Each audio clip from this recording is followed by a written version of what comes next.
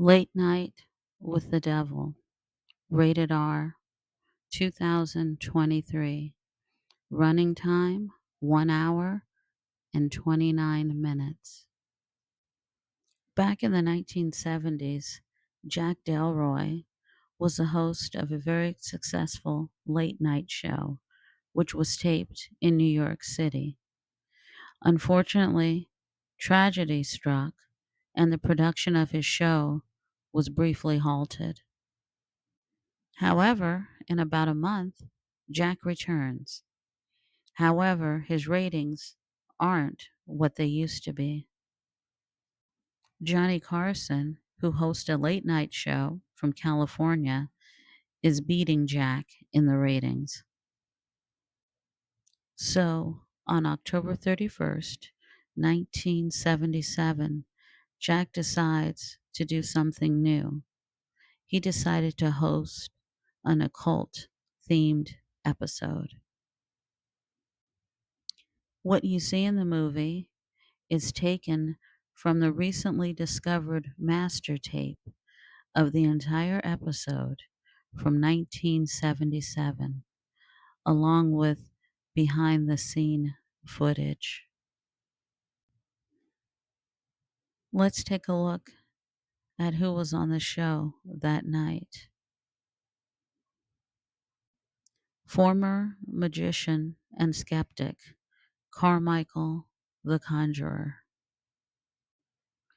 Dr. June Ross Mitchell, a famous parapsychologist, and her latest subject, 13-year-old Lily. Dr. Mitchell has a new book out called Conversations with the Devil. Psychic and medium Christo.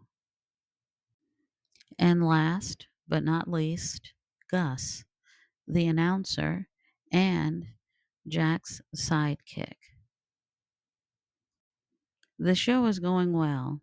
Some people in the audience, because it's Halloween, are in their costumes, and there is audience participation.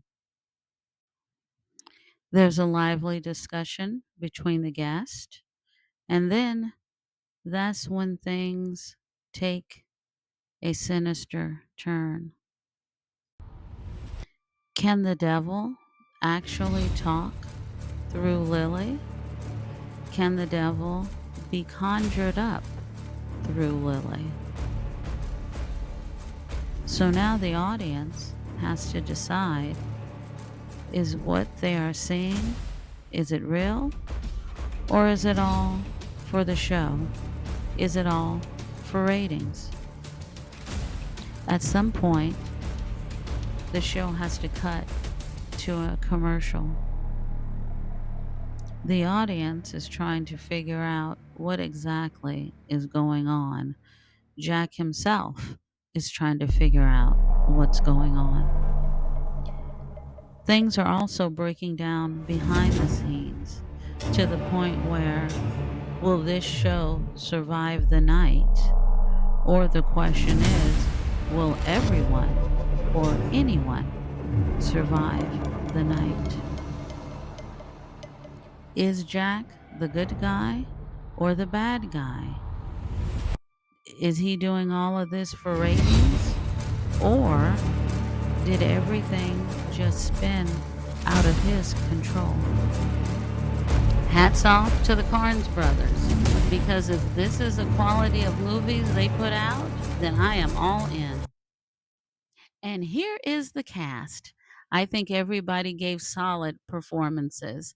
And I was looking at the lead actor and I was like, I don't think I've ever seen him before. Actually, I have, and you probably have too. He's played in movies such as The Dark Knight, Ant-Man and the Wasp, The Suicide Squad, Oppenheimer, and Dune Part 1. And he's played in other things as well. And if you look on the other end of the picture, you will see Michael Ironside. Now, Michael Ironside has been around for decades. I remember him growing up because he always played like the villain. he played the villain like in TV episodes and movies and things like that. And you may remember him from Top Gun, Total Recall, Free Willy. Oh, and the TV series V. That was very successful. And of course, he's played in tons of other things as well. And a little tidbit about this movie was made for less than $2 million. And if you look at the movie, it's amazing that it was made for less than 2 million. The set pieces look great, the costumes great. I mean, it gives you the feel that, whoa, you're in the 70s. So whoever did the design, the costumes, the props, they did one hell of a job. And the movie did well in the theaters. It grossed $16 million. And this movie was shot in Australia. This movie definitely gets my stamp of approval. They captured the whole 1970s late night talk show theme. They captured it very well. I mean, while I was watching this movie, I didn't feel like I was watching a parody of the 70s. I felt like I was in the 1970s. So they did one heck of a job. I really, really enjoyed this movie.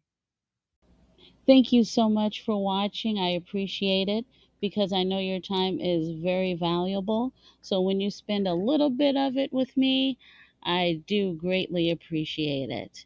And don't forget to like and subscribe and check out my book, The Creeping Things. So until next time, you guys take care. Bye.